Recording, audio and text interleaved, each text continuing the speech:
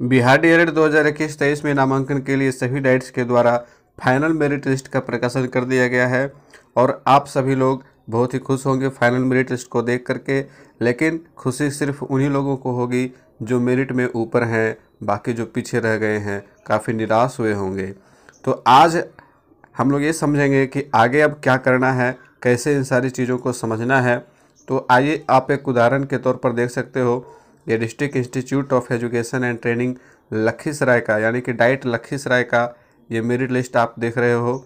Final merit list science का है ये यूआर यानी कि सामान्य सीटों के लिए ये है और यही सबसे महत्वपूर्ण लिस्ट होता है। जितने भी कैटेगरी वाइज लिस्ट हैं वो तो अलग हैं ही, लेकिन सबसे महत्वपूर्ण लिस्ट यही है यूआर का, अनरिजर्व्ड का। इसका मतलब ये नहीं है कि इसमें सारे लोग सामान्य वर्ग के हैं, ऐसा बिल्कुल नहीं है। आपको ये नहीं समझना है कि इसमें सारे सामान्य वर्ग के हैं। आप यहाँ देख लो कि पहले पोजीशन पर कौन है, एससी कैटेगरी का स्टूडेंट है, दूसरे पोजीशन पे एससी कैटेगरी का है, तीसरे पे जनरल है, चौथा पे जनरल है, उसके बाद ईडब्ल्यूएस, बीसी, फिर इधर जनरल ईडब्ल्यूएस। यानी कि इसमें वे सारे कैंडिडेट्स होंगे जिनके मार्क सबसे ज़्यादा हाईएस्ट हैं। आप यहाँ पे देखोगे कट ऑफ क्या गया है तो 95.5, 91.2 और ये दोनों एससी कैटेगरी के हैं। तो ये लोग सामान्य कोटि से यानी कि सामान्य सीटों पर ये चयनित होंगे, ना कि एससी कैटेगरी में। तो इनका जो एससी कैटेगरी का होगा वो सीट खाली होगा और इनके पीछे जो कैंडिडेट्स एससी के होंगे वो वहाँ पे आएंगे। तो इस प्रकार से कट ऑफ बनता है और आज हम लोग विस्तार से समझेंगे कि किस प्रकार से आपको मेरिट लिस्ट को समझना है और आप अपना सीट सिक्योर है या नहीं ये कैसे समझ सकते हो ये भी समझेंगे। तो यहाँ सबसे पहले मेरिट लिस्ट में क्या क्या रहता है इसे आप देख लें। सबसे पहले सीरियल नंबर, और ये सीरियल नंबर ही तय करेगा कि आपका यहाँ एडमिशन हो पाएगा या नहीं। जैसे कि उदाहरण के लिए लखीसराय डाइट में टोटल 100 सीटें हैं, ठीक है। तो 100 सीटों के लिए अब मेरिट लिस्ट का प्रकाशन हुआ है, तो इस मेरिट लिस्ट में सारे कैंडिडेट्स जितने भी आवेदन सही हुए होंगे सभी के नाम आए होंगे। आप यहाँ देख लो, पेज यहाँ बताया जा रहा है पेज 125, टोटल पेज कितना है तो 125 है। आप यहाँ पर देखोगे कि टोटल कैंडिडेट्स कितने हैं, तो यहाँ पे 3227 टोटल कैंडिडेट हैं जिनका नाम मेरिट लिस्ट में, फाइनल मेरिट लिस्ट में आया हुआ है। यहाँ पे आप यहाँ पे देखोगे कि वैसे कैंडिडेट्स के नाम भी शामिल हैं जिनके मार्क्स बहुत ही कम हैं, लेकिन चूँकि इनका सारा डाटा सही था इसलिए ले लिया गया है। हालांकि इनका एडमिशन नहीं होगा। क्यों नहीं होगा? क्योंकि इनके मार्क्स जो हैं वो काफ़ी कम हैं और इंटर के परसेंटेज भी काफ़ी कम है, 50% से नीचे है, तो इनका एडमिशन तो होने से रहा।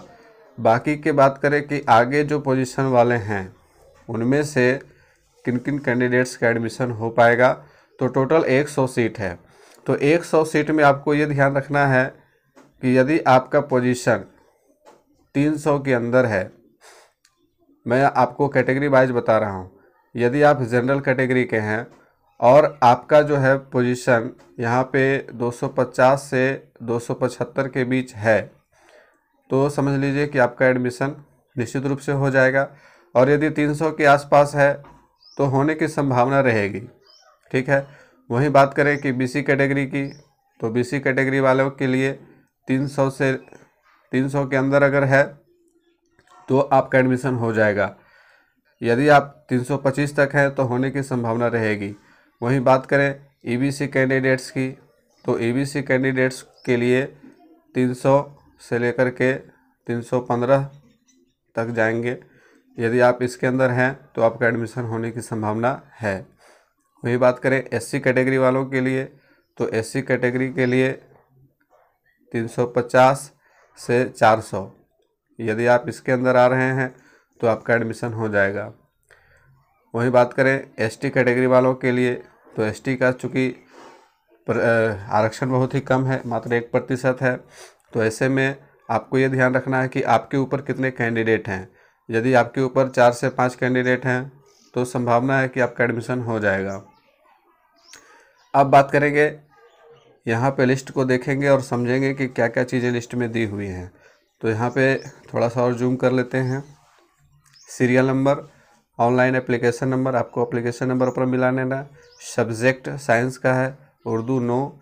Applicant name, father's name, date of birth, gender, category, disability, marks या CGPA, matric percent, inter percent, मेधा marks, highest qualification and date of passing. आप यहाँ पे डेट ऑफ पासिंग देख लोगे। यहाँ पे 2021 में जो पास हुए हैं ऐसे कैंडिडेट्स का चयन नहीं होगा। डाइट लखीसराय में तो लिया ही नहीं गया था, बाकी कुछ डाइट्स में लिए गए हैं, तो संभावना है कि वहाँ भी नहीं होगा, क्योंकि सारे डाइट्स में एक ही नियम फॉलो होना चाहिए। आप बात करेंगे कि आप अपना सीट सिक्योर समझ रहे हो या नहीं समझ रहे हो, इसको हम कैसे चेक करेंगे। तो आप यहाँ पे सबसे पहले ये देखोगे कि आप किस कैटेगरी में आ रहे हो और आपके कैटेगरी में कितने कैंडिडेट का चयन यहाँ पे हो रहा है। 100 सीट तक जितने लोगों का चयन हो रहा है, ठीक है, वे जनरल कैटेगरी में हो जाएगा, यानी कि सामान्य सूची से सामान्य सीटों पर उनका एडमिशन हो जाएगा। अभी जैसे कि यहाँ पे देख लो 100 सीट लास्ट जो है 100 पे EWS के कैंडिडेट हैं और इनका हाईएस्ट मार्क जो है 78.7 है, ठीक है। तो अब जो है EWS के आगे के क्या पोजीशन होंगे, टोटल EWS के कितने कैंडिडेट्स हैं आपको यहाँ पे देखना होगा। जैसे यहाँ पे आप देख रहे हो EWS 1, EWS 2, EWS 3, EWS 4, EWS 5, उसके आगे EWS 6, और इधर देखेंगे EWS 7, EWS 8 और EWS 9, 10, 11 और नीचे भी हो सकता है, हाँ है EWS 12, EWS 13 और इधर भी आगे चलते हैं। तो ये जितने भी EWS के कैंडिडेट्स 100 के अंदर आ रहे हैं, इन सारे लोगों का एडमिशन जो है ना वो सामान्य वर्ग में हो जाएगा, सामान्य सीटों पर हो जाएगा, कहने का मतलब ये है। तो अब 100 के बाद जो लोग होंगे EWS कैटेगरी में, वे आरक्षित श्रेणी से जाएंगे, यानी कि उनका आरक्षण से होगा। बाकी 100 के अंदर जितने EWS कैटेगरी के कैंडिडेट्स हैं उनका एडमिशन तो होना ही है, ठीक है। अभी जैसे कि मैंने आपको रोस्टर पॉइंट वाले में समझा दिया था कि UR के लिए कुल कितने सीटें हैं, तो कुल 40 हैं, जिनमें से 26 पुरुष के लिए, 14 महिला के लिए है। तो 26 पुरुष कोई भी हो सकता है, चाहे वो SC हो, BC हो, EBC हो, EWS हो या जनरल हो, ठीक है, किसी कैटेगरी का भी वो कैंडिडेट हो सकता है, वो UR में आएगा। उसका यहाँ पे मेरिट देखा जाएगा, ना कि उसकी कैटेगरी देखी जाएगी। मेरिट के अनुसार UR में सिलेक्शन होता है। बाकी जो कैटेगरी वाइज सीटें हैं उसमें कैटेगरी के अनुसार और मेरिट देखते हुए लिया जाएगा, ठीक है। तो इस प्रकार से आपको यहाँ पे सारा कुछ समझ लेना है। और अब बात करें कि आगे क्या होगा, तो इसके आगे अब प्रथम नामांकन चयन सूची का प्रकाशन किया जाएगा। अभी आपको फाइनल मेरिट टेस्ट दिखाया जा रहा है। अब 2 दिनों के बाद प्रथम नामांकन चयन सूची का प्रकाशन सभी डाइट्स में कर दिया जाएगा और प्रथम नामांकन चयन सूची में रोस्टर वाइज सारे कैटेगरी को लेते हुए सीट के अनुसार एक लिस्ट तैयार की जाएगी और उस लिस्ट में जिनका नाम रहेगा उन्हें डायरेक्ट एडमिशन के लिए बुलाया जाएगा। तो आप लोग जो ऊपर कैंडिडेट्स आ रहे हैं इस लिस्ट में, फाइनल मेरिट लिस्ट में 300 के ऊपर आ रहे हैं, वे अपना डॉक्यूमेंट्स आज ही तैयार कर लें, ताकि आपको 2 दिनों के अंदर भागदौड़ ज़्यादा ना करनी पड़े, ठीक है। और आप CLC तो ज़रूर रखें, क्योंकि बिना CLC के आपका एडमिशन नहीं होगा। तो आज के इस वीडियो में इतना ही, मिलते हैं फिर से अगले क्लास में। बहुत बहुत शुभकामनाओं के साथ, गुड बाय, टेक केयर।